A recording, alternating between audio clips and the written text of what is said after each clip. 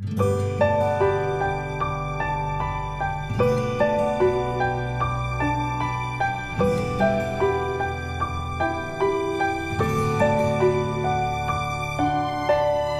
है, तो आज का जो हमारा टॉपिक रहेगा वो हमारा रहेगा ओपन कास्ट ब्लास्टिंग का। और ओपन कास्ट ब्लास्टिंग में भी क्या रहेगा टॉपिक आज का, जो आज का टॉपिक रहेगा वो हमारा रहेगा एक्सप्लोसिव। ठीक है, ओपन कास्ट एक्सप्लोसिव। तो इससे पहले थोड़ा सा इंट्रोडक्शन देख लेते हैं। ठीक है, इससे पहले थोड़ा सा इंट्रोडक्शन हम लोग देख लेते हैं कि जो एक्सपेंडिचर है, एक्सपेंडिचर जो हमारा होता है वो मेन पावर के हिसाब से, यहाँ पर जैसे कि आपको स्क्रीन पर दिख रहा होगा, वो मेन पावर के हिसाब से आपका है 10% है। ठीक है, एक्सपेंडिचर जो है हमारा मेन पावर के हिसाब से वो हमारा है 10%। और ड्रिलिंग एंड ब्लास्टिंग का कॉस्टिंग कितना आता है 20%। ठीक है, बाकी मशीनरीज का 70%। ठीक है, बाकी मशीनरीज का कितना है 70% है। तो जो हमारा ड्रिलिंग एंड ब्लास्टिंग का जो कॉस्टिंग है वो कितना है हमारा 20%। ठीक है, तो आप इसे 20% ना देखें। ठीक है, इसके इसके साइड में भी देखिए बहुत सारी चीजें हम लिखे हैं। ठीक है, ताकि आप लोग को समझ में आए, जब आप लोग पढ़ें तो लिंक करके पढ़ें वर्किंग को, मशीनरी को, और ऑब्वियस सा बात है कि आप लोग ब्लास्टिंग को भी इसको अच्छी तरीके से लिंक करके पढ़िएगा। ठीक है, तो इसमें क्या लिखा हुआ है यहाँ पे। हम्म, तो यहाँ पे लिखा गया है कि ड्रिलिंग एंड ब्लास्टिंग 20% यहाँ पे कॉस्टिंग तो है, लेकिन साइड में क्या लिखा है कि कॉस्ट कंट्रोल करने का बहुत बड़ा मुद्दा है। ठीक है, ड्रिलिंग और ब्लास्टिंग जो हमारा है वो कॉस्ट कंट्रोल करने का बहुत बड़ा मुद्दा है। किस तरीके से मुद्दा, उसको हम देखते हैं थोड़ा। ठीक है, उसको हम थोड़ा अच्छी तरीके से देखते हैं। क्या लिखा हुआ है इसमें। इसमें लिखा हुआ है फ्रेगमेंट सही से नहीं होगा तो loading machine, that is excavator, ठीक है, as for example drag line, shovels etcetera का साइकिल टाइम ज्यादा हो जाएगा। ठीक है, तो ये आपने अच्छी तरीके से पढ़ा था मशीनरी में। ये जो हमारा सॉवेल्स होगा, अगर फ्रेगमेंट सही से नहीं रहेगा, ठीक है, फ्रेगमेंट जो उसका ब्लास्टिंग फ्रेगमेंट सही से नहीं है, ठीक है, तो अगर उसमें सिर्फ क्रैक पड़ा हुआ है तो उसे कटिंग करने में समय लगेगा। ठीक है, कटिंग करने में समय लगेगा, लोडिंग करने में समय लगेगा, उसे अच्छी तरीके से वो लोडिंग नहीं कर नहीं पाएगा। ठीक है, तो फ्रेगमेंट सही अगर नहीं होगा तो उसे लोडिंग करने में प्रॉब्लम होगा, जिसके कारण क्या होगा कि उसका साइकिल टाइम इनहेंस हो जाएगा, बढ़ जाएगा। ठीक है, साइकिल टाइम अगर बढ़ जाता है तो हमारा टाइम फिर वहां पर क्या होने लगेगा कि ज्यादा लगेगा, हर साइकिल में समय ज्यादा लगेगा, तो हमारा क्या होगा, ट्रिप कम जाएगा। ठीक है, दोनों का ही ट्रिप कम जाएगा। जो हमारा साइकिल टाइम अगर बढ़ जाता है तो ये डंपर को देरी से लोड देगा, डंपर भी फिर देर से जाके वहां से डंप करके फिर वापस आएगा। तो इस तरीके से क्या होगा कि जो ओवरऑल 8 आवर का जो शिफ्ट है उसमें क्या होगा कि हमारा प्रोडक्शन हैम्पर होगा। ठीक है, जो हमारा 8 घंटा का जो हमारा शिफ्ट है उसमें प्रोडक्शन हमारा हैम्पर होगा। तो आप देख सकते हैं यहाँ पर कि हमारा किस तरीके से ब्लास्टिंग हमारा किस तरीके से रोल प्ले कर रहा है हमारा प्रोडक्शन हैम्पर में। ठीक है, ये जो 8 घंटा का शिफ्ट है इसमें अगर साइकिल टाइम अगर सही नहीं रहता है, ठीक है, हर शिफ्ट का बात कर रहे हैं, जैसे फर्स्ट सेकंड थर्ड शिफ्ट का, हर शिफ्ट का ये बात है कि अगर फ्रेगमेंट सही से उसे नहीं मिलता है, प्रॉपर अमाउंट में, अगर प्रॉपर साइज में नहीं मिलता है तो उसे प्रॉब्लम होता है। ठीक है, लोडिंग में और साइकिल टाइम बढ़ जाएगा। ठीक है, ये तो रहा साइकिल टाइम का बात। ठीक है, ये रहा साइकिल टाइम का बात। एक चीज और हम लोग पढ़े थे, बकेट फिल फैक्टर पढ़े थे। ठीक है, बकेट फिल फैक्टर हम लोगों ने पढ़ा था। तो बकेट फिल फैक्टर में क्या पढ़े थे हम लोग कि ये जो बकेट रहेगा, ठीक है, ये जो हमारा बकेट रहेगा इसमें क्या होगा कि फ्रेगमेंट्स अगर बड़ा बड़ा साइज का रहेगा तो बीच यहाँ पर आके ये बड़ा साइज घुस गया, फिर इधर से आया बड़ा साइज, ऐसे करके अट गया, इसमें बहुत सारा वॉइड बच जाता है। ठीक है, वॉइड बहुत ज्यादा बच जाएगा इसमें। नीचे का साइड में वॉइड वॉइड यहाँ पर बचा हुआ है, साइड साइड में वॉइड बचा रहेगा आपका। तो वर्ड्स आपका बहुत जगह में बचा रहेगा, क्यों, क्योंकि फ्रेगमेंट्स आपका रेगुलर साइज का नहीं है। ठीक है, रेगुलर साइज का फ्रेगमेंट्स होता है तो क्या होता है, बकेट में अच्छी तरीके से आता है और ज्यादा अमाउंट ऑफ मटेरियल्स उसमें समा जाते हैं। ठीक है, तो अच्छा खासा बकेट फिल फैक्टर होता है। ठीक है, बकेट फिल फैक्टर लोग सोच रहे होंगे सर बकेट फिल फैक्टर क्या होता है, तो जितना बकेट भर सकता है अच्छी तरीके से। ठीक है, जैसे कि टॉप सॉइल है, टॉप सॉइल का क्या है कि ग्रेन साइज छोटा छोटा है। ठीक है, छोटा छोटा ग्रेन साइज है उसका, तो अच्छी तरीके से बकेट को फिल कर लेगा। ठीक है, पूरा पूरा पूरा बकेट अच्छी तरीके से भर जाएगा इसमें। लेकिन जो हमारा जो हार्ड रॉक्स होते हैं उसका ग्रेन साइज थोड़ा बड़ा बड़ा होता है। ठीक है, तो फ्रेगमेंट्स बड़ा बड़ा रहेगा, ऐसे ऐसे बड़ा निकल निकल के इतना बड़ा बड़ा बाहर तक निकला हुआ रहता है। तो उस समय क्या होता है कि बकेट सही से भरता नहीं। ठीक है, तो bucket fill factor top soil में अच्छा होता है with respect to the harder soil. ठीक है, जो हार्ड रॉक स्ट्राटा होता है उसका बकेट फिल फैक्टर सही नहीं होता। तो आप यहाँ से देख सकते हैं कि अगर हमारा जो ब्लास्टिंग के बाद फ्रेगमेंट्स अच्छा से नहीं बनता है तो हमारा क्या होगा कि बकेट फिल फैक्टर भी सही से नहीं होगा। ठीक है, तो दो जगह से आपको समझ में आ रहा हो कि एक तो हमारा टाइम का लॉस हो गया, ठीक है, टाइम का भी लॉस हुआ यहाँ से कि फ्रेगमेंट सही से नहीं था उसका वजह से। सेकेंडली यहाँ भी हमारा समय का लॉस हो रहा है क्योंकि हर राउंड में हमारा मटेरियल कम जा रहा है, हर राउंड में मटेरियल कम जा रहा है, ठीक है, तो डंपर मतलब कि इसको जो भरने का समय है उसमें भी बढ़ रहा है, तो हर तरीके से यहाँ पर हमारा लॉस हो रहा है, ठीक है, ये तो रहा समय का लॉस, ठीक है, ये हमारा रहा समय का लॉस। नेक्स्ट क्या है, सब मशीनरी का ये हिसाब से हो रहा है, ठीक है, मशीनरी देखिए आप किस तरीके से अफेक्टेड हो रहा है ड्रिलिंग और ब्लास्टिंग सही से नहीं होने की वजह से। नेक्स्ट है हमारा यहाँ effects maintenance and efficiency of machine, ठीक है, effects maintenance and efficiency of machine, ठीक है, अब समझिए यहाँ से कि अगर मेरा ड्रिलिंग और ब्लास्टिंग सही से नहीं है, ठीक है, बड़ा बड़ा मेरा चट्टान बना हुआ है, ठीक है, सिर्फ ऐसे करके क्रैक आया हुआ है, बड़ा बड़ा चट्टान यहाँ पे बना हुआ है, तो इसमें क्या होगा कि जो हमारा सॉवेल होगा वो जब इसमें बकेट मारेगा, ठीक है, सॉवेल जब इसमें बकेट मारेगा, बकेट जब इसमें मारेगा तो उसका क्या होगा, जो टीथ है इसका, ठीक है, टीथ पर जोर पड़ेगा इसका, टीथ जल्दी घिस जाएगा, ठीक है, टीथ जल्दी घिस जाएगा, जो बकेट होगा वो जल्दी फट जाएगा,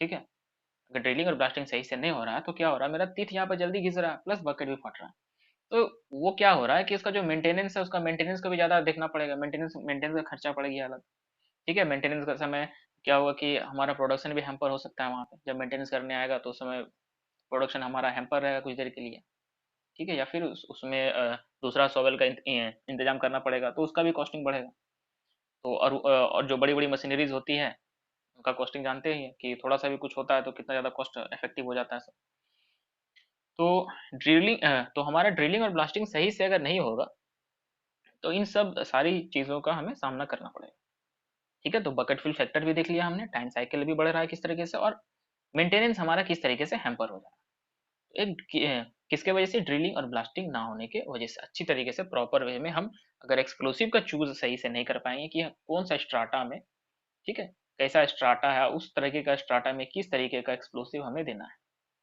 ठीक है, हाई एक्सप्लोसिव देना है, ठीक है, एएनएफओ का यूज करना है, स्लरी का यूज करना है, ठीक है, सारे हाई एक्सप्लोसिव है, एएनएफओ, स्लरी, इमल्सन्स, तो किस तरीके का यूज करना है एक्सप्लोसिव हमें स्ट्राटा के ऊपर डिपेंड करता है, अगर उस तरीके से हम अगर नहीं जाते हैं तो हमारा स्पेसिंग बर्डन बढ़ेगा, ठीक है, सारी चीजें हम पढ़ेंगे, स्पेसिंग बर्डन दूरी जो होता है इसका स्पेसिंग स्पेसिंग बर्डन कहलाता है, तो अच्छी तरीके से अगर हम एक्सप्लोसिव का भी यूज सही से नहीं करेंगे कि किस एक्सप्लोसिव को कहाँ यूज करना है तो हमारा ड्रिलिंग का कॉस्ट बढ़ेगा फिर, ठीक है, ड्रिलिंग का कॉस्ट बढ़ेगा, हार्ड स्टार्टर्स में ड्रिलिंग का कॉस्ट बहुत ज्यादा होता है,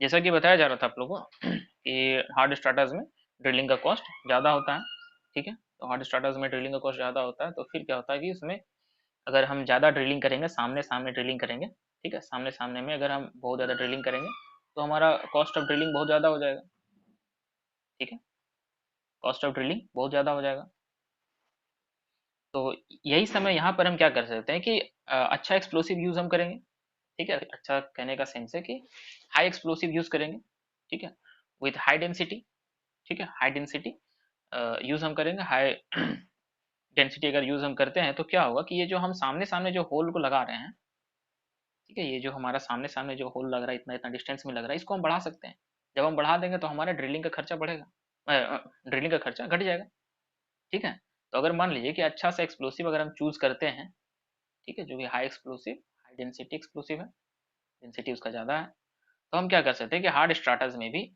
ठीक है, हम दूर दूर में इसको प्लेस कर सकते हैं, तो इस तरीके में क्या होगा कि जो हमारा ड्रिलिंग का जो कॉस्टिंग रहेगा वो हमारा बचेगा, ठीक है, तो जब इसमें हाई एक्सप्लोसिव जाएगा तो ये स्ट्राटा को भी तोड़ पाएगा और जो इसका जो इसका बर्डन रहेगा, जो इसका स्पेसिंग रहेगा वो कम से कम रहेगा, तो कम से कम बोला ज़्यादा से ज़्यादा रख सकते हैं, स्पेसिंग बर्डन को हम ज़्यादा से ज़्यादा रख सकते हैं, और हाई एक्सप्लोसिव यूज़ करके, high density high explosive use करके हम लोग ज़्यादा से ज़्यादा स्पेसिंग और बर्डन रख के क्या कर सकते हैं कि ड्रिलिंग का कॉस्ट को बचा सकते हैं,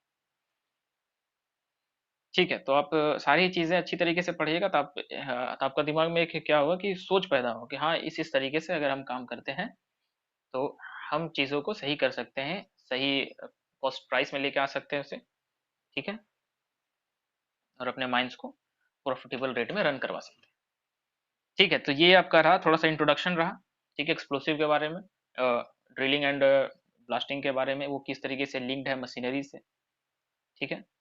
और मैन पावर का भी बर्डन कम होगा उससे, अगर ज़्यादा मशीनरी का डैमेज होता है, ब्रेक डाउन होता है, तो मैन पावर पर भी स्ट्रेस है, ठीक है। तो ये सारी ही चीज़ें एक दूसरे से लिंक्ड है। बकेट फिल फैक्टर बता दीजिए, बकेट फिल फैक्टर बताए हैं, अच्छी तरीके से बताए हैं, ठीक है। बकेट फिल फैक्टर की एक, जैसे बाल्टी रखिए ना आप, एक बाल्टी रखिए, ठीक है। आप बाल्टी रख रहे हैं उसमें, तो क्या हो रहा है, इसमें अगर मिट्टी डाल रहे हैं, तो इसमें अगर मिट्टी, अगर हम अच्छी तरीके, इसमें अगर मिट्टी डाल रहे हैं, तो उसका ग्रेन साइज छोटा है, तो वो पूरे ही वॉल्यूम को अच्छी तरीके से पैक कर लेगा, ठीक है। जितना भी बाल्टी का जो वॉल्यूम है, बकेट का जो वॉल्यूम है, इसको अच्छी तरीके से भर लेगा। जैसे पानी ही रखिए, तो पानी क्या करेगा, पूरा वॉल्यूम में समा जाएगा अच्छी तरीके से, ठीक है। पानी क्या करेगा, पूरा लबालब भर सकता है। लेकिन क्या यही वॉल्यूम को फुल यूटिलाइजेशन कर सकता है? अगर मेरा जो पत्थर वगैरह, बोल्डर वगैरह डाल दे रहा है, तो फुल यूटिलाइजेशन कर सकता है? नहीं कर सकता है, क्योंकि बीच बीच में उसका वॉइड रहेगा, जगह उसका खाली रहेगा, ठीक है। तो वॉल्यूम का फुल यूटिलाइजेशन जो अच्छी तरीके से कर पाएगा, उसका बकेट फिल फैक्टर अच्छा रहेगा, ठीक है। वॉल्यूम का जो यूटिलाइजेशन अच्छी तरीके से कर पाएगा, उसका बकेट फिल फैक्टर अच्छा रहेगा। तो जो हमारा टॉप सॉइल होता है, उसका ग्रेन साइज छोटा छोटा होता है, ठीक है, महीन महीन दाना रहता है उसका, तो वो अच्छी तरीके से बकेट में बैठ सकता है। लेकिन जो बड़ा बड़ा जो फ्रैगमेंट्स रहेगा, वो बड़ा बड़ा पीस रहेगा, तो उनके बीच में क्या होगा कि गैपिंग हो जाएगा, तो वो अच्छी तरीके से जो वॉल्यूम है बकेट का, उसका यूज नहीं कर पाएगा। तो बकेट फिल फैक्टर किसका अच्छा रहेगा, टॉप सोइल का अच्छा रहेगा with respect to the harder one, ठीक है। तो ये हुआ, और क्या लिखा हुआ है यहाँ पे, हाँ, यहाँ पर कुछ पॉइंट्स लिखा हुआ है, ठीक है। यहाँ क्या है कि in hard strata drilling is costly, drilling costly ये बताएं आपको। So we should select high explosive in order to reduce the cost of drilling by keeping burden and spacing to a maximum, ठीक है। बर्डन और spacing को हम बड़ा बड़ा करके रखेंगे, यहाँ हो गया, यहाँ हो गया, बड़ा बड़ा करके रखेंगे बर्डन को, ठीक है। तो उस तरीके से क्या होगा कि जो हमारा रहेगा ड्रिलिंग कॉस्ट घटेगा। चलिए ठीक है, नेक्स्ट नेक्स्ट पॉइंट देखते हैं थोड़ा सा, कि फॉर ड्रैग लाइन जो हमारा है, तो उसके लिए क्या होना चाहिए, मिनिमम 10 से 15 दिन का जो मटेरियल, ठीक है, फ्रेगमेंटेड मटेरियल, ब्लास्टेड मटेरियल मौजूद होना चाहिए, ताकि ड्रैग लाइन हमारा खड़ा ना हो, ठीक है। क्योंकि जैसा कि आपने पढ़ा भी है पहले भी, कि 10 मिनट भी खड़ा होता है ड्रैग लाइन, तो 10,000 का लॉस हो जाता है, ठीक है। और वो सिर्फ है मशीनरी का लॉस, ठीक है, वो सिर्फ है मशीनरी का लॉस, वो खड़ा रहा तो इतना लॉस हुआ, कोल का प्रोडक्शन का लॉस अलग से आएगा, ठीक है। तो ये for drag line minimum 10 to 15 days का ब्लास्टेड मटेरियल उसके पास उपलब्ध होना चाहिए, और फॉर सॉवेल के लिए 6 से 7 दिन का उपलब्ध होना चाहिए, ताकि मशीन ना बैठे, ठीक है, मशीन ना बैठे, ठीक है। तो ड्रिलिंग ब्लास्टिंग अच्छी तरीके से समय समय पर हो जानी चाहिए, ताकि जो इक्विपमेंट डिप्लॉयड है, वो बैठ ना जाए, ठीक है। तो ये इंट्रोडक्शन थोड़ा कंप्लीट हुआ यहाँ पे, और एक्सप्लोसिव के बारे में आपने थोड़ी अच्छी तरीके से समझा, उसको रिलेट भी किया with respect to manpower, with respect to machineries, ठीक है। अब हम नेक्स्ट स्लाइड में चलते हैं, और एक्सप्लोसिव जो हमारा टॉपिक है उसको स्टार्ट करते हैं, ठीक है। ओपन कास्ट एक्सप्लोसिव है, अच्छी तरीके से जानेंगे, अच्छी तरीके से चीज़ों को लेते हुए चलेंगे। तो फर्स्ट ऑफ ऑल यहाँ जो डिफिनेशन है एक्सप्लोसिव का, वो यहाँ पे दिया हुआ है कि it is a chemical substance which on ignition और डेटोनेशन, ठीक है। दोनों के लिए बोला जा रहा है, लो एक्सप्लोसिव के लिए और हाई एक्सप्लोसिव के लिए, ठीक है। इग्निशन होता है हमारा लो एक्सप्लोसिव में, और डेटोनेशन होगा हमारा हाई एक्सप्लोसिव, ठीक है। तो यहाँ बोला जा रहा है, it is a chemical substance which on ignition और detonation releases huge quantity of shock and gas energy, ठीक है। ये शॉक एनर्जी और गैस एनर्जी कौन छोड़ता है, ये छोड़ता है हमारा हाई एक्सप्लोसिव, ठीक है। हाई एक्सप्लोसिव हमारा shock energy and gas energy दोनों ही छोड़ता है, ठीक है, इंस्टेंटेनियसली, ठीक है। और ओनली गैस एनर्जी, ठीक है, यहाँ पर दोनों ही लिखा गया, और ओनली गैस एनर्जी इंस्टेंटेनियसली। तो गैस एनर्जी सिर्फ कौन छोड़ता है, ये हमारा छोड़ता है लो एक्सप्लोसिव, ठीक है। तो लो एक्सप्लोसिव हमारा क्या जनरेट करता है, गैस एनर्जी, और जो हमारा हाई एक्सप्लोसिव होता है वो दोनों ही जनरेट करता है, शॉक एनर्जी भी करता है प्लस गैस एनर्जी भी करता है, ठीक है। हाई एक्सप्लोसिव में क्या होता है कि जब जब उसे डेटोनेट किया जाता है, तब वो शॉक एनर्जी और गैस एनर्जी छोड़ता है, ठीक है। शॉक एनर्जी से क्या करता है, फर्स्ट ऑफ ऑल वो क्रैक करता है, ठीक है, जो रॉक है, रॉक को क्रैक करता है, उसके बाद नेक्स्ट हमारा क्या होता है, जो गैस एनर्जी उसके बाद फॉर्म होता है। First of all shock create हुआ, ठीक है, शॉक क्या किया, हार्ड रॉक को क्रैक कर दिया। नेक्स्ट गैस एनर्जी, उसके बाद क्रिएट होता है गैस एनर्जी। गैस एनर्जी क्या करता है कि ट्रिमेंडस अमाउंट ऑफ वॉल्यूम में वो कन्वर्ट हो जाता है। जब कन्वर्ट होता है तो वो बाहर निकलना चाहता है, तो बाहर जब निकलता है तो स्पेस तो कन्फाइंड है, ठीक है, होल का जो स्पेस है वो तो कन्फाइंड है, तो वो इसको तोड़ते हुए बाहर की तरफ निकलता है। हर तरफ से कोशिश ये है ना करता है निकलने का। उस दरमियान क्या होता है कि ये रॉक्स को तोड़ देता है, ठीक है, उस दरमियान क्या होता है, रॉक्स को तोड़ देता है। तो पहले से ही क्रैक हुआ था, तो इसके लिए तोड़ना आसान हो गया, ठीक है। तो हाई एक्सप्लोसिव में दो इफेक्ट होता है, ठीक है, एक शॉक इफेक्ट, एक हीव इफेक्ट। हीव इफेक्ट को ही हम लोग गैस एनर्जी जो यहाँ बोल रहे हैं, वही वाला इफेक्ट जो है गैस एनर्जी जो जनरेट करता है इफेक्ट, उसको हम लोग बोलते हैं हीव इफेक्ट, ठीक है। तो जो हमारा हाई एक्सप्लोसिव है वो दो तरीके का इफेक्ट प्रोड्यूस करता है, ठीक है। हाई एक्सप्लोसिव के अंदर यहाँ लिख रहे हैं दो तरीके का इफेक्ट, एक है शॉक, दूसरा है हीव, ठीक है। तो both these effects are produced by high explosive, ठीक है, एच लिख देते हैं, हाई एक्सप्लोसिव। और जो हमारा लो एक्सप्लोसिव होता है सो एल लिखते हैं, ठीक है, एल लिख रहे हैं इसमें। और ये क्या करता है, ये सिर्फ हमारा ये सिर्फ हीव इफेक्ट प्रोड्यूस करता है, ठीक है, heave effect that is gas energy के थ्रू ये तोड़ता है, मटेरियल्स को ब्रेक करता है, ठीक है। तो डिफिनेशन के सहारे भी हम समझ गए कि जो हमारा डिफिनेशन था, it is a chemical substance है विच ऑन इग्निशन, चाहे वो इग्निशन से चाहे वो डेटोनेशन से, ठीक है, release huge quantity of shock and gas energy instantaneously और ओनली गैस एनर्जी इंस्टेंटेनियसली, ठीक है। तो ये आपका डिफिनेशन रहा, ठीक है, इसमें सारे ये चीजें आ रही है, ठीक है। ये एक्सप्लोसिव का डिफिनेशन में सारा ये चीज हमने डील कर लिया है।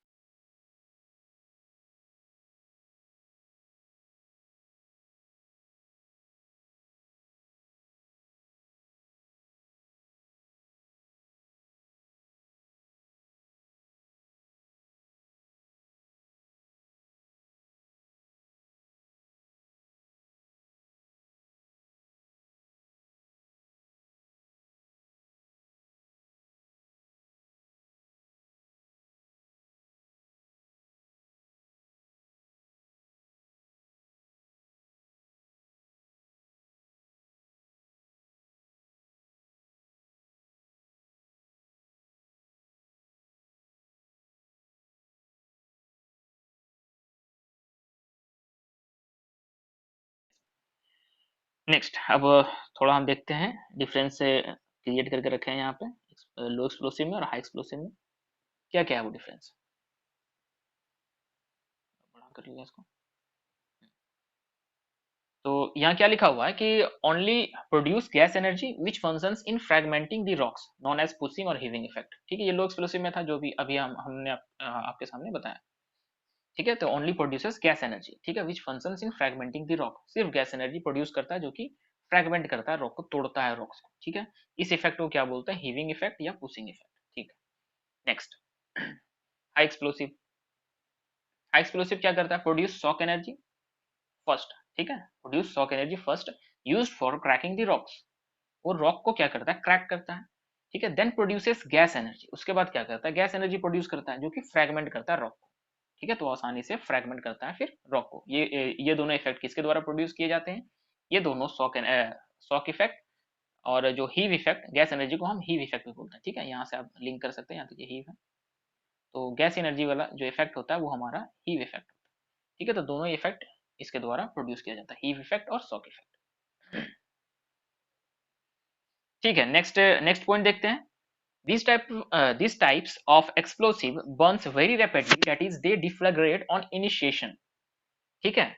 बर्निंग को हम लोग डिफ्लेग्रेशन भी बोलते हैं, ठीक है। अगर एक्सप्लोसिव फूटता नहीं है, वो जल जाता है तो उसे डिफ्लेग्रेट बोलते हैं, ठीक है, डिफ्लेग्रेट कर गया वो, डिफ्लेग्रेशन भी बोलते हैं वो, ठीक है, ये हो गया डिफ्लेग्रेशन, ठीक है। तो डिफ्लेग्रेशन कहाँ होता है, डिफ्लेग्रेशन हमारा था लो एक्सप्लोसिव, लो एक्सप्लोसिव हमारा डेटोनेट नहीं करता है, ठीक है, वो डेटोनेट नहीं करता, वो डिफ्लेग्रेट करता है, वो बर्न हो जाता है, ठीक है, बर्न करके, रैपिड बर्न करके वो गैस एनर्जी को प्रोड्यूस करता है और वो फ्रेगमेंट्स करने का काम में आता है स्ट्राटास को, ठीक है। तो इसीलिए लो एक्सप्लोसिव जो हमारा होता है वो हार्ड स्ट्राटास को तोड़ नहीं पाता, ठीक है। वो नॉमिनल यूज के लिए यूज किया जाता था, जैसे गन पाउडर है, ठीक है। तो वो हार्डर स्ट्राटा या फिर मीडियम हार्ड स्ट्राटा को भी वो ब्रेक नहीं कर पाएगा, ठीक है। वो बिल्कुल ही सॉफ्ट स्ट्राटा के लिए है, ठीक है। लो एक्सप्लोसिव सॉफ्ट सॉफ्ट स्ट्राटास के लिए है, वो हाई एक्सप्लोसिव या मॉडरेट हाई वो हार्ड रॉक या फिर मॉडरेट हार्ड रॉक के लिए भी नहीं है, ठीक है। ठीक है, तो यहाँ पर क्या समझ रहे हैं आप लोग कि जो लो एक्सप्लोसिव होता है वो डिफ्लेग्रेट करता है, ठीक है, बर्न होता है, ठीक है। उसका जो कॉन्स्टिट्यूएंट पार्टिकल्स है वो बर्न होते हैं, ठीक है। तो फर्स्ट ऑफ ऑल हम देख लेते हैं थोड़ा कॉन्स्टिट्यूएंट पार्टिकल्स क्या क्या है इसमें। नहीं, दोनों का बारे में डिफरेंशिएट कर ही देते हैं, ठीक है। तो यहाँ पर डिफ्लेग्रेट हो गया और यहाँ पर क्या हुआ, डेटोनेट हुआ। तो डिफ्लेग्रेशन में डेटोनेशन में अंतर क्या है, ठीक है। डिफ्लेग्रेशन और डेटोनेशन में अंतर क्या है, अंतर है हमारा रेट ऑफ ऑक्सीजन कंजप्शन का, rate of oxygen consumption consumption ठीक है। आपने अच्छी तरीके से पढ़ा, गैस टेस्टिंग में भी पढ़ा होगा अच्छी तरीके से, कंबशन और डेटोनेशन और एक्सप्लोजन में क्या अंतर है। तो अंतर हुआ करता था वहां पर रेट ऑफ ऑक्सीजन कंजप्शन का, ठीक है। तो यहाँ पर भी जो है वो रेट ऑफ ऑक्सीजन कंजप्शन का अंतर है। जैसे कि कोई भी चीज जलता है तो वो क्या करता है, कंबशन होता है। कंबशन उसमें क्या होता है, रेट ऑफ ऑक्सीजन कम खींचता है, ठीक है। और जो हमारा डेटोनेट करता है उसमें रेट ऑफ ऑक्सीजन ज्यादा खींचता है, ज्यादा डिमांड है, ऑक्सीजन का ज्यादा यहाँ पर डिमांड है, ठीक है। तो ऑक्सीजन का जो रेट ऑफ कंजप्शन है वो दोनों में अलग अलग है, ठीक है। तो यहाँ पर सिर्फ बर्निंग हो रहा है, डेट इज डिफ्लेग्रेशन हो रहा है, और यहाँ पर डेटोनेशन हो रहा है, ठीक है। डेटोनेशन हमारा होता है हाई एक्सप्लोसिव में, और डिफ्लेग्रेशन और बर्निंग, ठीक है, वो हमारा होता है लो एक्सप्लोसिव, ठीक है। तो ये दोनों कंसेप्ट भी क्लियर हुआ। अब थोड़ा सा कंस्टिट्यूएंट पार्टिकल्स के बारे में थोड़ा देखते हैं, ठीक है। कंस्टिट्यूएंट पार्टिकल्स के बारे में ये थोड़ा इसको क्लियर कर ही लेते हैं, ये कंस्टिट्यूएंट पार्टिकल्स थोड़ा बाद में आएगा, देखेंगे। तो ये हमारा डिफ्लेग्रेशन वाला डेटोनेशन वाला कंसेप्ट क्लियर हुआ। नेक्स्ट है ये हमारा फ्लेम सेंसिटिव होता है, फ्लेम सेंसिटिव, ठीक है। लो एक्सप्लोसिव फ्लेम सेंसिटिव होता है, क्यों, क्योंकि ये जलता है। क्या क्वेश्चन आया, एक सेकंड, 10 मिनट में एक्सपायर कर जाएगा। सर एक्सप्लोजन एंड डेटोनेशन में डिफरेंस है, अभी तो बताया गया, रेट ऑफ ऑक्सीजन कंजप्शन का डिफरेंस है दोनों में, ठीक है। ये आपका कंबशन हुआ, ठीक है, कंबशन, ऑक्साइडेशन, नेक्स्ट क्या होता है, डेटोनेशन, नेक्स्ट क्या हुआ, एक्सप्लोजन, ठीक है। सब में रेट ऑफ, सब में सब में रेट ऑफ ऑक्सीजन कंजप्शन का अंतर है, ठीक है। ऑक्सीडेशन में सबसे कम ऑक्सीजन का कंजप्शन होगा, ठीक है, इसमें सबसे कम होगा।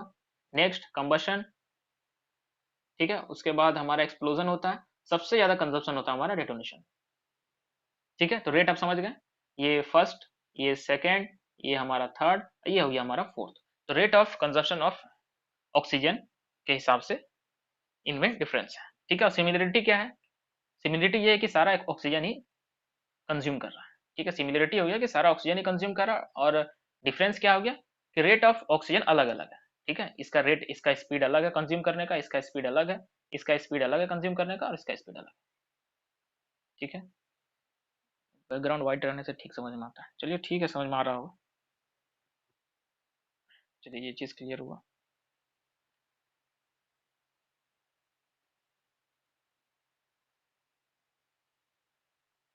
ठीक है। तो नेक्स्ट हम चलते हैं फ्लेम सेंसिटिविटी, ठीक है। तो ये हमारा है फ्लेम सेंसिटिव है, लेकिन एट द सेम टाइम अगर हम जो हाई एक्सप्लोसिव है उससे अगर फ्लेम से जलाने की कोशिश करेंगे तो क्या होगा, तो वो फूटेगा थोड़े, वो डिफ्लेग्रेट होना शुरू हो जाएगा, वो भी जलना शुरू हो जाएगा, जलेगा, फटेगा नहीं, ठीक है, फटेगा नहीं, वो सिर्फ जलेगा।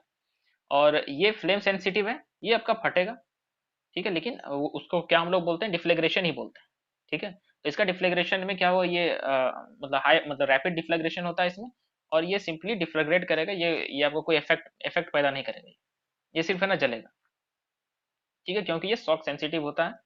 और ये जो हमारा लो एक्सप्लोसिव है ये हमारा फ्लेम सेंसिटिव है, ठीक है। इसको आप शॉक दीजिएगा तो इसका कुछ नहीं होगा, और इसको आप बर्न कीजिएगा तो इसका भी कुछ नहीं होगा, ठीक है, एक्सप्लोसिव वेस्ट हो जाएगा। हाई एक्सप्लोसिव के केस में अगर उसको आप जला के कोशिश कीजिएगा फोड़ दें तो एक्सप्लोसिव आपका वेस्ट हो जाएगा, ठीक है, कोई इफेक्ट, खास इफेक्ट पैदा नहीं होगा। और आप लो एक्सप्लोसिव के केस में सोचिएगा कि इसको हम शॉक देके हम इसको इससे किससे काम ले लें, तो काम इससे नहीं होगा, इसको फ्लेम चाहिए, ठीक है, तो दोनों के बारे में समझ गए, ये फ्लेम सेंसिटिव है, ये शॉक सेंसिटिव है। ठीक है, बहुत सारा सवाल होगा मन में, सारा ही क्लियर हो जाएगा जैसे जैसे स्लाइड हमारा बढ़ते जाएगा, सारा ही चीज क्लियर हो जाएगा, स्टेप बाय स्टेप सारी ही चीजें आपको बता दी जाएंगी। नेक्स्ट है इसमें इनका जो कैटेगराइजेशन होता है, लो एक्सप्लोसिव और हाई एक्सप्लोसिव, ये इस बेस पर भी किया जा सकता है। ठीक है, इस बेस पर भी किया जा सकता है कि जो इनका जो पार्टिकल होता है, जो एक्सपेंड करने का जो क्षमता होता है इनका, ठीक है, किस स्पीड से ये एक्सपेंड कर रहा है।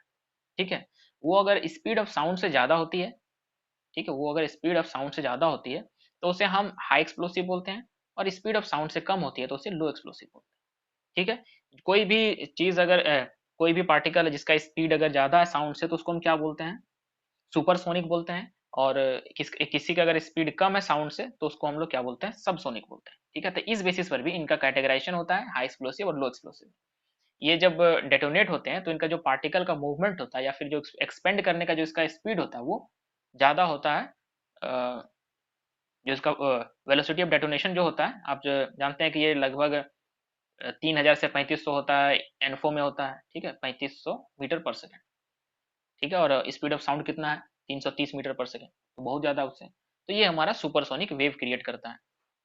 एट द सेम टाइम जो हमारा लो एक्सप्लोसिव होता है वो स्पीड ऑफ साउंड, आज बहुत सारा डाउट क्लियर हुआ है सर, अच्छा बात। ठीक है, पढ़ते जाइए, सारा ही डाउट क्लियर होगा आप लोगों को, टेंशन की बात नहीं, सब कुछ ही क्लियर होगा, अच्छी तरीके से चीज़ों को बताया जाएगा।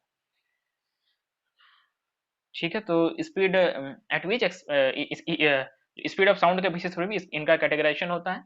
ठीक है, तो सब सोनिक वेव होता है जो स्पीड ऑफ साउंड इनका कम, स्पीड ऑफ, हाँ, स्पीड ऑफ साउंड से ये कम होते हैं। ठीक है, इनका जो वीओडी होता है वो स्पीड ऑफ साउंड से कम होता है, इसलिए इनको क्या बोला जाता है, इनको बोला जाता है सब सोनिक वेव। ठीक है, सब सोनिक शॉक वेव ये क्रिएट करते हैं। और इनका जो हमारा हाई एक्सप्लोसिव होता है वो हमारा उनका जो वीओडी होता है वो अभी जैसे कि बताया गया आपको, एएनएफओ के लिए बताया गया। ठीक है, एएनएफओ के लिए बताया गया वो था कितना, 3000 से 3500 मीटर पर सेकेंड। आपका स्लरी का लगभग होता है 4000 से 4500 ऐसे होता है, और लगभग इमल्सन का उससे भी ज्यादा है, 5000 से 5500 तक है। ठीक है, तो हम यहाँ देख रहे हैं कि कितना ज्यादा ज्यादा यहाँ पर वेलोसिटी ऑफ डेटोनेशन है।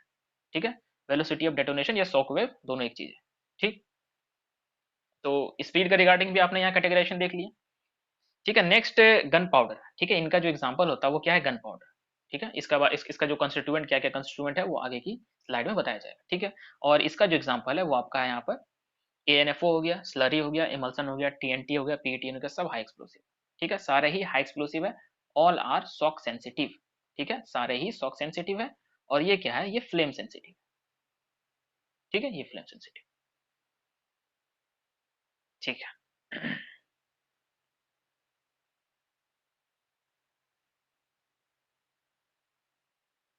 ठीक है, तो नेक्स्ट हम स्लाइड में चलते हैं, स्लाइड पूरा हो गया। ये जो हमारे कॉन्स्टिट्यूएंट पार्टिकल्स हैं, तो यहाँ पर आपको दिख रहा होगा कि जो हमारे लो एक्सप्लोसिव में जो कॉन्स्टिट्यूएंट पार्टिकल्स होते हैं वो दो ही होते हैं। ठीक है, एक हमारा होता है कंबस्टिबल मैटर। ठीक है, दूसरा जो हमारा होता है वो हमारा होता है ऑक्सीडाइजर। ठीक है, ऑक्सीडाइजर या फिर जो ऑक्सीडाइजिंग एजेंट जो हम लोग बोलते हैं। तो जो हमारा कंबस्टिबल मैटर होता है वो फ्यूल की तरह एक्ट करता है यहाँ पे। ठीक है, कंबस्टिबल मैटर जो यहाँ है वो फ्यूल की तरह एक्ट कर रहा है। और जो हमारा ऑक्सीडाइजर होता है उसका काम क्या है, ऑक्सीडाइजर का काम है हमारा ऑक्सीजन सप्लाई करना। ठीक है, कुछ भी जलने के लिए ऑक्सीजन की जरूरत है, तो ऑक्सीजन कहाँ से आएगा, शॉर्ट होल में अगर हम डालते हैं, अगर हम एक्सप्लोसिव को शॉर्ट होल में डाल दिए, ठीक है, तो वो तो कन्फाइंड एरिया है। ठीक है, ये शॉर्ट होल में अगर हमने एक्सप्लोसिव को डाल दिया तो यहाँ पर ऑक्सीजन कहाँ से आएगा। ठीक है, यहाँ पर हमने ऑक्सीजन को यहाँ एक्सप्लोसिव को भर दिया, लो एक्सप्लोसिव को यहाँ पर मान लीजिए कि भर दिया। ठीक है, तो फ्यूल तो है इसके पास। ठीक है, fuel in the form of charcoal है, वुड मिल है, वुड मिल मतलब लकड़ी का बुरादा। ठीक है, लकड़ी का बुरादा, और सल्फर है। ठीक है, तो फ्यूल तो है इसके पास, लेकिन जलेगा कहाँ, जलेगा किस तरीके से, इस शॉर्ट होल में कहाँ से ऑक्सीजन आएगा, ये तो स्टाइमिंग कर देते हैं आप लोग ऊपर से। ठीक है, तो इसके पास ऑक्सीजन कहाँ से जाएगा, तो ऐसा एजेंट यहाँ पर रखना पड़ेगा जो कि ऑक्सीजन उसको सप्लाई करे। ठीक है, तो सप्लाई कौन करता है ऑक्सीजन, सोडियम नाइट्रेट या फिर potassium nitrate, generally in case of low explosive. ठीक है, तो in case of low explosive जो हमारा कॉन्स्टिट्यूएंट पार्टिकल्स होता है वो क्या क्या है, एक है हमारा कंबस्टिबल मैटर, एक है हमारा ऑक्सीडाइजर। कंबस्टिबल मैटर क्या करता है, जलता है। ठीक है, एक्ट एज ए फ्यूल। और जो ऑक्सीडाइजर है वो जलाने में मदद करता है। ठीक है, डेट इज प्रोवाइड्स ऑक्सीजन। ठीक है, ये सारी ही चीजें आपको लिखी हुई मिलेंगी। ठीक है, कंबस्टिबल मैटर क्या करता है, ऑक्सीडाइजर क्या करता है, सेंसिटाइजर का काम क्या है। ठीक है, सारे जितनी सारे की सारी चीजें आपको मिलेंगी। नेक्स्ट नेक्स्ट स्लाइड में आती जाएंगे सारी चीजें मिलेंगी। ठीक है, तो कंबस्टिबल मैटर हम समझ गए कि कंबस्टिबल मैटर और ऑक्सीडाइजर दो कॉन्स्टिट्यूएंट होते हैं जो कि हमारा लो एक्सप्लोसिव में होता है। ठीक है, नेक्स्ट। अच्छा हाँ, यहाँ गन पाउडर का यहाँ दिया हुआ थोड़ा सा। ठीक है, तो गन पाउडर का यहाँ पर कॉन्स्टिट्यूएंट दिया है because gun powder is a low explosive. ठीक है, ये जो हमारा गन पाउडर है ये हमारा लो एक्सप्लोसिव है। इसमें देखिए क्या क्या कॉन्स्टिट्यूएंट पार्टिकल्स है। इसमें चारकोल है, चारकोल कितना परसेंट है, 15% चारकोल है। सल्फर कितना है, 10% है। और पोटेशियम नाइट्रेट, पोटेशियम नाइट्रेट कितना है, 75%। पोटेशियम नाइट्रेट यहाँ क्या है, पोटेशियम नाइट्रेट यहाँ है आपका ऑक्सीडाइजर, जो कि ऑक्सीजन प्रोवाइड कराएगा। तो ऑक्सीडाइजर का परसेंटेज आप देख लीजिए कितना है, 75%। चारकोल कितना है, 15%। सल्फर कितना है, 10%। चारकोल और सल्फर क्या है, फ्यूल है। ठीक है, चारकोल और सल्फर हमारा क्या है, फ्यूल है। पोटेशियम नाइट्रेट क्या है हमारा, ऑक्सीडाइजिंग एजेंट या ऑक्सीडाइजर भी बोलते हैं उसे। ठीक, तो इसके गन पाउडर का कंस्टिट्यूएंट देख लिया, दैट इज लो एक्सप्लोसिव का कंस्टिट्यूएंट आपने देख लिया। ठीक है, तो लो एक्सप्लोसिव में कुछ डाउट नहीं होगा। ठीक है, चलिए थोड़ा सा हाई एक्सप्लोसिव का कंस्टिट्यूएंट भी देखते हैं कि हाई एक्सप्लोसिव में इंग्रेडिएंट क्या है। कॉन्स्टिट्यूएंट मतलब जिसको समझ में नहीं आ रहा इंग्रेडिएंट समझिए। ठीक है, इंग्रेडिएंट, लो एक्सप्लोसिव का इंग्रेडिएंट क्या क्या था, वहाँ इंग्रेडिएंट था आपका कंबस्टिबल मैटर था, that is in the form of sulphur. ठीक है, सल्फर था। वुड मिल था। ठीक है, वुड मिल, लकड़ी का बुरादा। और क्या था, चारकोल था। ठीक है, चारकोल था। ये कंबस्टिबल मैटर में था। और नेक्स्ट हमारा जो ऑक्सीडाइजिंग एजेंट में था वो क्या था, सोडियम नाइट्रेट और पोटेशियम नाइट्रेट। ठीक है, सोडियम नाइट्रेट और पोटेशियम नाइट्रेट दोनों ही क्या कर रहा था कि ऑक्सीजन सप्लाई कर रहा था। ठीक है, ऑक्सीडाइजिंग एजेंट का काम आपने देख लिया और कंबस्टिबल मैटर का भी काम देख लिया। ठीक है, ये दो चीज ही होते हैं लो एक्सप्लोसिव। ठीक है, नेक्स्ट हम जो इंग्रेडिएंट देखेंगे। ठीक है, यहाँ कॉन्स्टिट्यूएंट लिखा हुआ है, कॉन्स्टिट्यूएंट या इंग्रेडिएंट दोनों सेम है। ठीक है, अब हम इंग्रेडिएंट देखेंगे किसका, हाई एक्सप्लोसिव का देखेंगे। ठीक है, यहाँ पर उसी तरीके का, यहाँ हाई एक्सप्लोसिव में भी हमारा ऑक्सीडाइजिंग एजेंट होता है या फिर ऑक्सीडाइजर होता है। काम यहाँ पे लिखा हुआ है जनरेट्स ऑक्सीजन। ठीक है, सप्लाई ऑक्सीजन या फिर जनरेट ऑक्सीजन। ठीक है, नेक्स्ट इसमें भी एग्जांपल, बहुत सारा एग्जांपल दिया है। देखिए यहाँ जो हमारा ऑक्सीडाइजिंग एजेंट है उसका एग्जांपल बहुत सारा, सोडियम नाइट्रेट है। ठीक है, पोटेशियम नाइट्रेट है, अमोनियम नाइट्रेट है। ठीक है, ammonium nitrate, barium nitrate, potassium chlorate. ठीक है, एक्सेट्रा। तो ज्यादातर नाइट्रेट जो होते हैं वो हमारे ऑक्सीडाइजिंग एजेंट होते हैं। ठीक है, नाइट्रेट हमारा ऑक्सीडाइजिंग एजेंट होता है। क्लोरेट भी लिखा हुआ है, लेकिन याद रखने के लिए, जनरलाइज तरीके से याद रखने के लिए कि sodium nitrate, potassium nitrate, ammonium nitrate, barium nitrate. Nitrate पीछे में आता है तो सोचेगा कि वो शायद ऑक्सीजन दे रहा होगा। ठीक है, नेक्स्ट सेंसिटाइजर देखते हैं, सेंसिटाइजर क्या करता है। ठीक है, सेंसिटाइजर क्या करता है, to provide sensitivity to explosive. ठीक है, to provide sensitivity to explosive. अगर कोई एक्सप्लोसिव है, जैसे कि जो हमारा एएनएफओ है। ठीक है, एज फॉर एग्जांपल एएनएफओ। तो एएनएफओ क्या है कि वो किससे सेंसिटिव है, वो सेंसिटिव हमारा डेटोनेटर से सेंसिटिव नहीं है। ठीक है, आप एएनएफओ जो हमारा अमोनियम नाइट्रेट फ्यूल है, ये सारी सारी चीजें आएंगी धीरे धीरे। ठीक है, आप सुनते जाइए, आप सारा चीज क्लियर होते जाएगा। अभी बहुत सारा चीज आप लोगों को नहीं पता होगा तो अभी समझ में नहीं आ रहा होगा, लेकिन जैसे जैसे स्लाइड आगे की तरफ बढ़ती जाएगी आपको मतलब कि एक कीवर्ड से दूसरे कीवर्ड को लिंक कर पाएंगे। ठीक है, तो जो हमारा सेंसिटाइजर होता है वो क्या होता है, सेंसिटाइजर जो हमारा होता है वो सेंसिटिविटी प्रोवाइड करता है किसको, एक्सप्लोसिव को। ठीक है, सेंसिटिविटी प्रोवाइड करता है एक्सप्लोसिव को। एज फॉर एग्जांपल हमने क्या लिया यहाँ पर, एएनएफओ। ठीक है, अमोनियम नाइट्रेट फ्यूल ऑयल। ठीक है, इसके बारे में आपको बताया जाएगा, एज फॉर एग्जांपल भी ले रहे हैं इसको। तो अमोनियम नाइट्रेट फ्यूल ऑयल जो है हमारा, वो क्या है, इसको अगर हम लाख कोशिश कर लें कि डेटोनेटर का माध्यम से इसे फोड़ लें तो नहीं फूटेगा। ठीक है, इसको हम डेटोनेटर का माध्यम से फोड़ने का कोशिश कर लें तो ये नहीं फूटेगा, ये नहीं एक्सप्लोड होगा। ठीक है, तो इसके लिए क्या चाहिए, इसके लिए एक चाहिए डेटोनेटर तो चाहिए ही, प्लस क्या चाहिए, एक हमारा बूस्टर चाहिए। ठीक है, बूस्टर या फिर प्राइमर समझिए, जो अंडरग्राउंड माइंस में हम लोग यूज करते हैं। प्राइमर में क्या करते हैं कि जो कार्टेज रहता है, कार्टेज में हम लोग डेटोनेटर उसके अंदर इंसर्ट कर देते हैं। ठीक है, तो जिस कार्टेज के अंदर डेटोनेटर इंसर्टेड रहता है उसको हम लोग क्या बोलते हैं, प्राइमर। ठीक है, उस प्राइमर को आप कास्ट बूस्टर भी बोल सकते हैं।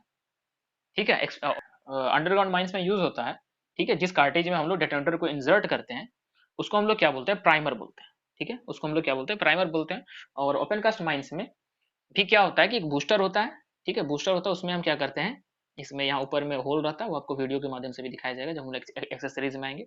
यहाँ भी होल रहेगा, ठीक है, और नीचे भी साइड में होल रहता है। तो इसमें क्या करते हैं हम लोग, डेटोनेटर को अच्छी तरीके से फंसा के होल के अंदर उतारते हैं। ठीक है, तो ये भी हमारा प्राइमर हुआ। ठीक है, तो cast booster is also a type of primer. ठीक है, तो हम प्राइमर अंडरग्राउंड माइंस में जो कार्ट्रिज जो कार्ट्रिज होता है उसके अंदर हम लोग डेटोनेटर को इंसर्ट करते हैं, वो हमारा प्राइमर है। और जो ओपन कास्ट माइंस में हम लोग यूज करते हैं बूस्टर में, तो बूस्टर के अंदर भी हम लोग डेटोनेटर को इंसर्ट करते हैं, तो वो भी हमारा प्राइमर है, उसे हम कास्ट बूस्टर बोलते हैं। ठीक है, कास्ट बूस्टर बोलते हैं। इमल्सन बूस्टर भी होता है, कास्ट बूस्टर भी होता है, but they are all primer. ठीक है, क्योंकि फर्स्ट में वो एक्सप्लोड हो रहे हैं, ठीक है, एक्सप्लोसिव से जो एक्सप्लोड हो रहे हैं। तो यहाँ पर आप लोग देख रहे हैं कि यहाँ पर दो तरीके का बारूद हो गया। एक तो बारूद है हमारा ANFO, ये भी हमारा हाई एक्सप्लोसिव है। ठीक है, ये भी हमारा हाई एक्सप्लोसिव है। नेक्स्ट हमारा बारूद हो गया यहाँ पर इसमें जो हमारा रहता है PETN और TNT रहता है बेसिकली। ठीक है, इसमें जो हमारा बूस्टर है, इसमें हमारा PETN सब के बारे में बताया जाएगा। ठीक है, PETN के बारे में बताया जाएगा, TNT के बारे में, सब के बारे में ही बताया जाएगा, और TNT का मिश्रण रहता है यहाँ। ठीक है, तो PETN और TNT भी हमारा हाई एक्सप्लोसिव है। ठीक है, लेकिन यहाँ पर PETN और TNT हमारा डेटोनेटर सेंसिटिव है, डेटोनेटर से वो एक्सप्लोड हो जाएगा। लेकिन वही डेटोनेटर से हमारा ANFO एक्सप्लोड नहीं होगा। क्यों नहीं होगा? क्योंकि सेंसिटिविटी का अंतर है। दोनों हाई एक्सप्लोसिव है लेकिन सेंसिटिविटी का अंतर है। ठीक है, अमोनियम नाइट्रेट का जो सेंसिटिविटी है वो क्या सेंसिटिव है, वो बूस्टर सेंसिटिव है, वो बूस्टर के माध्यम से फटेगा या फिर प्राइमर का माध्यम से फटेगा। लेकिन जो हमारा TTN है या PTN है जो कि बूस्टर के अंदर जो भरा हुआ, जो हमारा प्राइमर के अंदर भरा हुआ, वो किससे सेंसिटिव है? वो हमारा सेंसिटिव है डेटोनेटर से। मतलब कि विथ रिस्पेक्ट टू देखा जाए तो ANFO से ज्यादा सेंसिटिव हमारा PETN और TNT है। ठीक है, सारे ही एक्सप्लोसिव अलग अलग प्रॉपर्टीज के हैं, तो कोई ज्यादा सेंसिटिव रहेगा, कोई कम सेंसिटिव रहेगा। ठीक है, कोई कोई मॉडरेट सेंसिटिव रहेगा, सबका अलग अलग यूज है। ठीक है, तो सारे यूज हम लोग समझेंगे, लेकिन यहाँ पर सेंसिटिविटी का आपको यूज हम समझाना चाह रहे हैं, मतलब कि सेंसिटिविटी का मतलब बताना चाह रहे थे कि ANFO with respect to PETN और TNT कम सेंसिटिव है। तो हम ANFO को ब्लास्ट किससे करेंगे? बूस्टर से करेंगे। ठीक है, अब बूस्टर को ब्लास्ट किससे करते हैं हम लोग? डेटोनेटर से करते हैं। बूस्टर के अंदर क्या भरा रहता है? TNT और PETN, वो क्या है? High explosive. ठीक है, और ANFO जो होल के अंदर हम भरते हैं वो क्या है? हमारा हाई एक्सप्लोसिव। लेकिन दोनों के अंदर सेंसिटिविटी का अंतर है। ठीक है, दोनों के अंदर सेंसिटिविटी का अंतर है। तो ये तो ये जो अंतर होता है इसको हम लोग कम या ज्यादा भी कर सकते हैं। ठीक है, by adding metallic powders as for example aluminium. Aluminium क्या करता है? सेंसिटिविटी को बढ़ाता है। ठीक है, एल्यूमिनियम क्या करेगा? सेंसिटिविटी को बढ़ाएगा। बहुत सारी जगह में ऐसा होता है जैसे कि NG। ठीक है, NG जो हमारा होता है नाइट्रोग्लिसरीन, ये हमारे भारत में पूरी तरीके से बंद है। ठीक है, बैन है, भारत सरकार ने इसे 2004 के बाद इसको इसको बनवाना बंद कर दिया। ठीक है, क्योंकि ये बहुत ज्यादा सेंसिटिव था, और प्लस इससे विषैला विषैला गैस भी निकलता था। ठीक है, तो नाइट्रोजन ग्लिसरीन, ठीक है, इसका नाम क्या था? Nitrogen glycerine. तो नाइट्रोजन ग्लिसरीन बेस्ड जितने भी बारूद है सारे ही बारूद बंद कर दिए गए। कब से? 2004 के बाद से।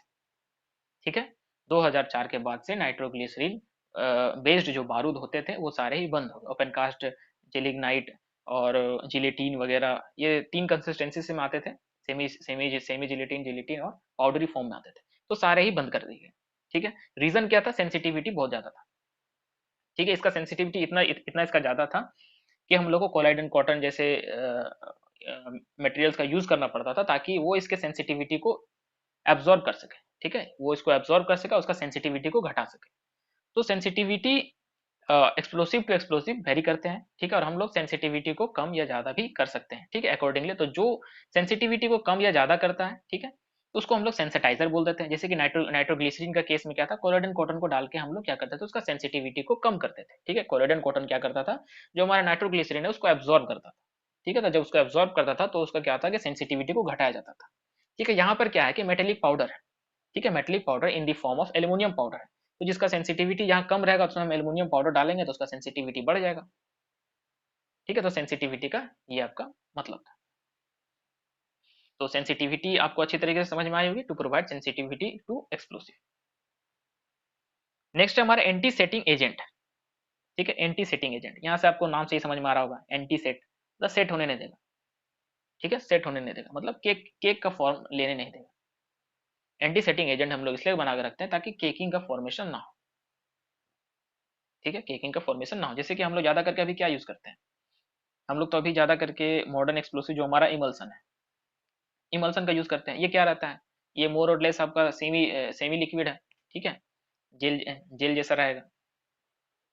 तो ये जो हमारा इमल्सन है तो ये केकिंग का फॉर्म ना ले ले, इसलिए हम लोग एंटी सेटिंग एजेंट भी यूज उसमें हम कर लेंगे, ठीक है, ताकि वो केक ना बन जाए, वो हमारा अच्छा फॉर्मेशन में रहे, उसका पार्टिकल्स क्या हो कि सामने सामने रहे, ऑक्सीडाइजर जो है यहाँ रहे, फ्यूल यहाँ रहे, तो इसको ऑक्सीडाइजर फ्यूल सब कुछ इसको सामने सामने मिलते रहे, और जो हमारा एक्सप्लोजन हो वो बहुत अच्छा से अच्छा हो, ठीक है। तो केक केक जब बन जाएगा तो क्या होगा कि जो जो मतलब कि जो in what is caking form, caking caking मतलब सॉलिड जैसा बन जाएगा, ठीक है। अभी जैसे कि सेमी लिक्विड है वो सॉलिड जैसा बनना शुरू हो जाएगा, जमना शुरू हो जाएगा, जमना समझे, ठीक है। उसको सेटिंग एंटी सेटिंग को आप समझिए कि जमने नहीं देगा, एक्सप्लोसिव जम जाएगा, उसको जमने नहीं देगा, ठीक है। उसके बाद आता है हमारा, ओके सर ठीक है, उसके बाद आता है क्रॉस लिंकिंग एजेंट, ठीक है। क्रॉस लिंकिंग एजेंट क्या करता है,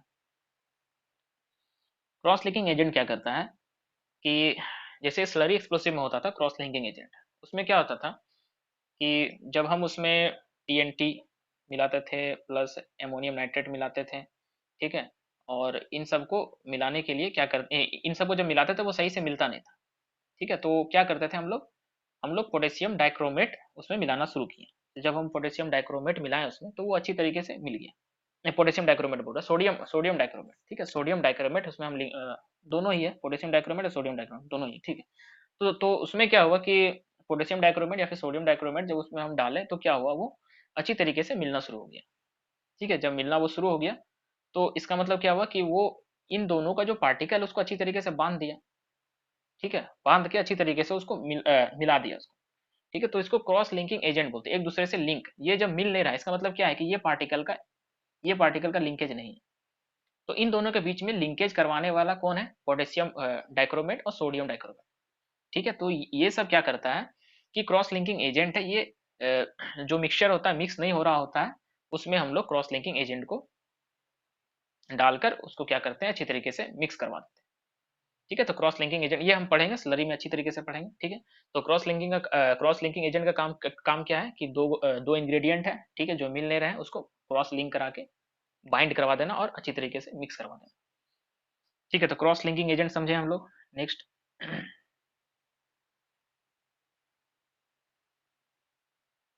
नेक्स्ट हम समझते हैं जेलिंग एजेंट, ठीक है। जेलिंग एजेंट ये क्या करता है, to increase the density of explosive, ठीक है। कोई डेंसिटी ये भी आपका स्लरी में ही काम आता था, ठीक है। स्लरी में जब फॉर्म हुआ, जब उसे बनाया गया था फर्स्ट टाइम तो उसका डेंसिटी कम था, तो उसका डेंसिटी को इनहेंस करने के लिए, उसका डेंसिटी को बढ़ाने के लिए हम लोग गुआरगम या फिर स्टार्च का यूज हम लोग किया था, ठीक है।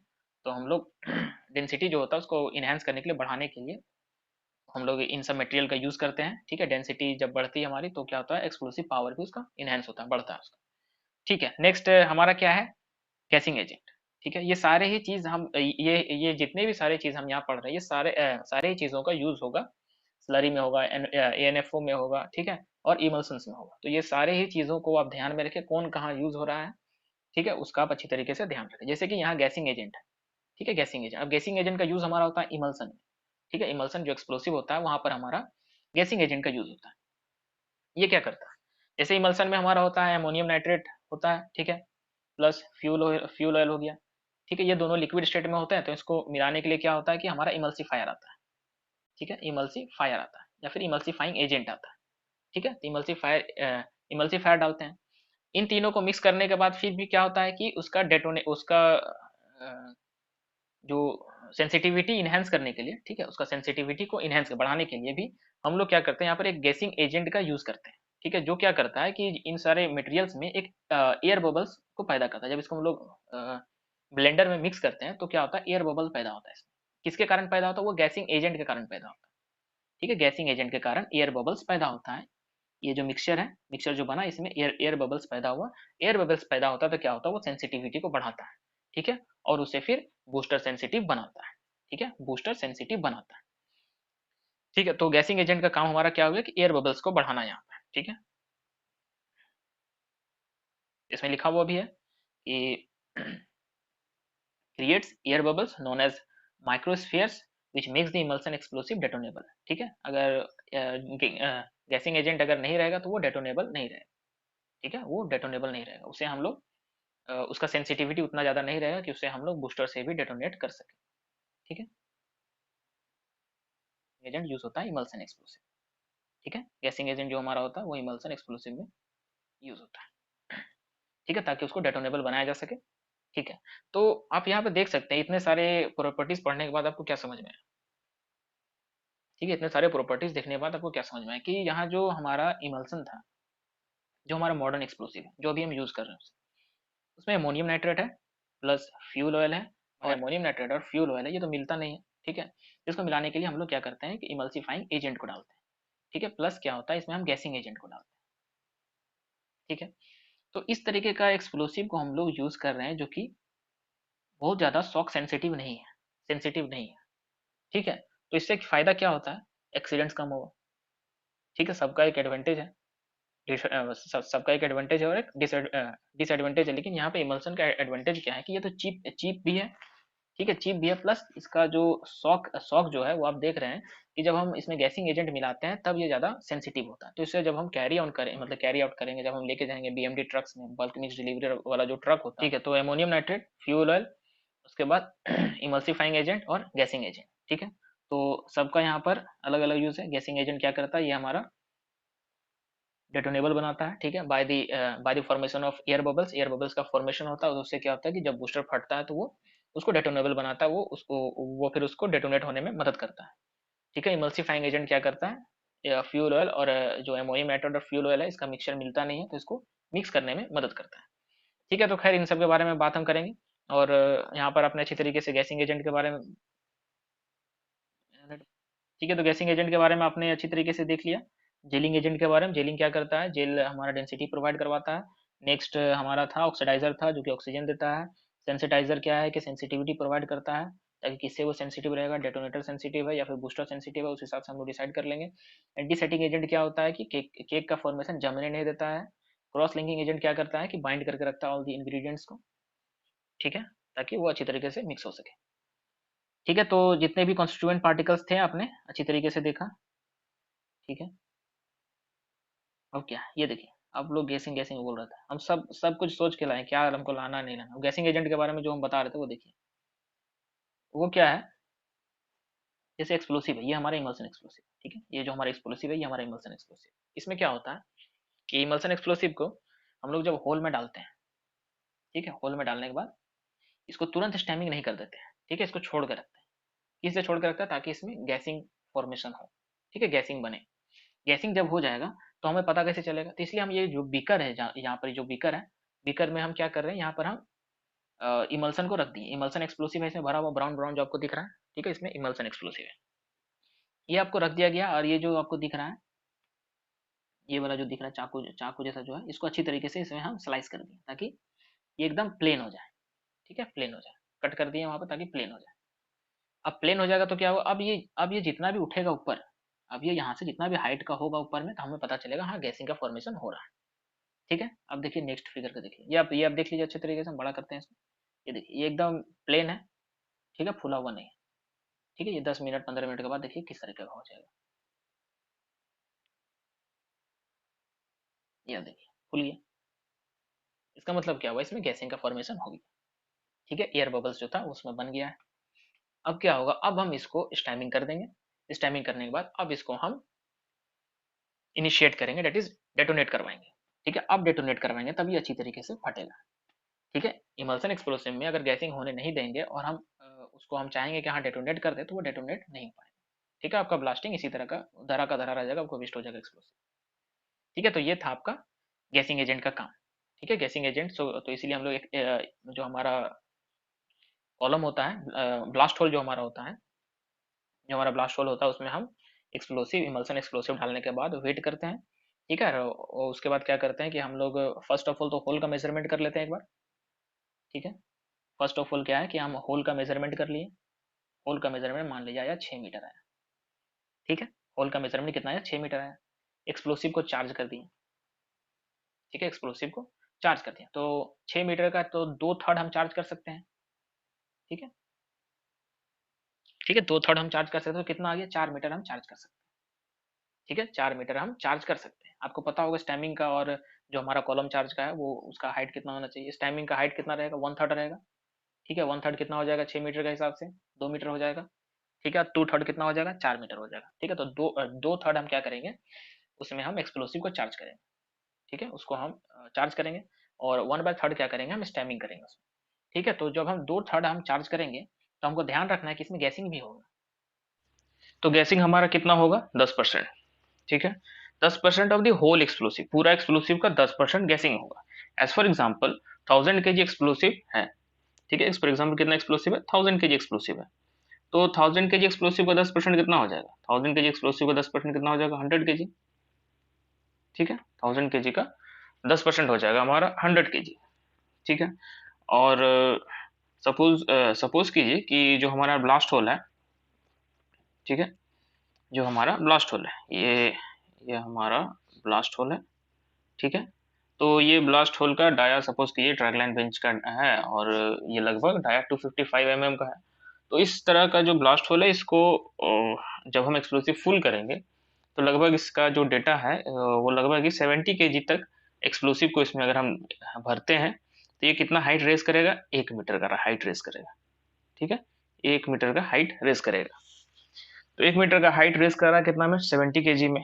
तो इसमें अगर हम 100 kg 10% हमारा गैसिंग होगा, तो 10% गैसिंग होगा तो लगभग 100 kg होगा। 100 kg एक्सप्लोसिव का हाइट वो रेस करेगा।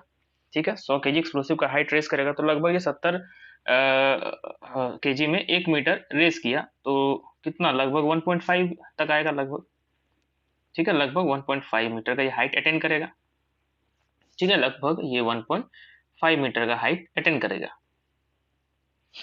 ठीक है, तो 1.5 मीटर का हाइट अटेंड करेगा, तो इससे क्या होगा, हमारा कैलकुलेशन में गड़बड़ हो जाएगा कि हमने एक्सप्लोसिव डाला है 1000 kg, उस हिसाब से गैसिंग होगा, तो गैसिंग होने से 1.5 मीटर में हमारा बढ़ जाएगा, तो उस हिसाब से स्टेमिंग हाइट कम पड़ेगा। स्टेमिंग हाइट कम पड़ेगा तो हो सकता है कि ब्लोन आउट शॉट होने का संभावना बने वहां पे, क्योंकि जितना हमें स्टेमिंग चाहिए उसको अगर हम अच्छी तरीके से स्टेमिंग ऊपर से नहीं उसको देंगे, उसको टाइट नहीं करेंगे, स्टेमिंग अच्छी प्रॉपर नहीं होगी, तो ब्लोन आउट होगा, एक्सप्लोसिव फेंक देगा ऊपर साइड में।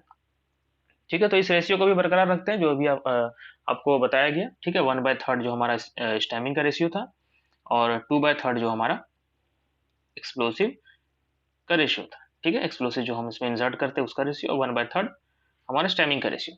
तो दोनों ही रेशियो को हम अच्छा से एडजस्ट करके हम चलेंगे, और अच्छी तरीके से ब्लास्टिंग को अगर करवाएंगे। ठीक है, तो जो आज का टॉपिक होता है हमारा, यहीं पर हम इसको एंड करते हैं। ठीक है, आज अच्छा खासा कंसेप्ट का डिलीवरी हुआ है। ठीक है, तो उसको, और फर्स्ट और ये फर्स्ट लेक्चर भी है, तो आप लोग अच्छी तरीके से इसको आप पढ़िएगा। ठीक है, ठीक है, ओके, ठीक है।